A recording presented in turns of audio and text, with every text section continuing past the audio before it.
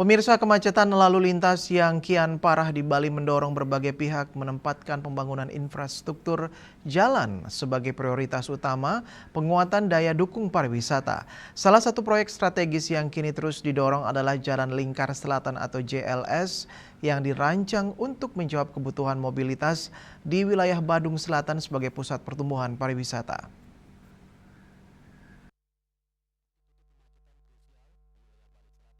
Lonjakan kunjungan wisatawan yang mencapai sekitar 7,5 juta orang hingga akhir 2025 memperlihatkan tingginya aktivitas pariwisata di Bali, khususnya di Badung Selatan.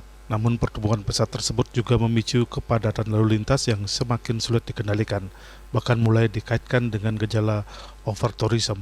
Kemacetan kini terjadi di berbagai titik, memperlambat pergerakan wisatawan maupun aktivitas ekonomi masyarakat lokal. Untuk mengatasi persoalan tersebut, pembangunan JLS diproyeksikan menjadi tulang punggung solusi jangka menengah dan panjang.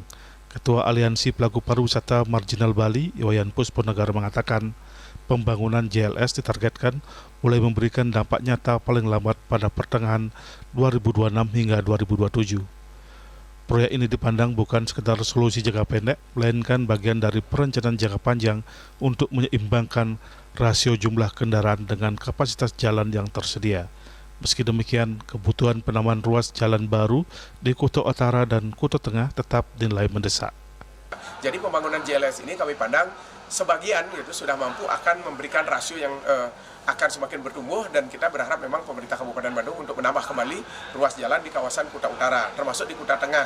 Dan intinya kita berharap di Kuta Selatan dan Kuta Utara saat ini ada pembangunan Jalan Lingkar Selatan dalam beberapa trase. Di Kuta Tengah kami berharap ada beautifikasi. Beautifikasi itu semua infrastruktur yang menjadi sarana dan prasarana kepariwisataan itu di-upgrade, kami istilahkan dengan beautifikasi. Misalnya Jalan Legian dan sekitarnya ini sudah membuat wisatawan tidak tertarik lagi berkunjung ke kawasan ini, sehingga kita minta infrastruktur juga diperkuat dengan sistem beautifikasi di seluruh destinasi di Kabupaten Badung, Kuta Utara, Kuta Tengah, termasuk di Mengui dan sekitarnya.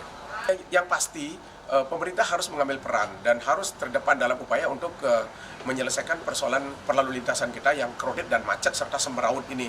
Jadi kalau pertanyaannya apakah ini solusi konkret, saya jawab ya, meskipun masih harus terus berlanjut, karena memang kalau kita menghitung sekarang rasio kendaraan dengan rasio jalan masih timpang atau disparitasnya masih sangat jauh.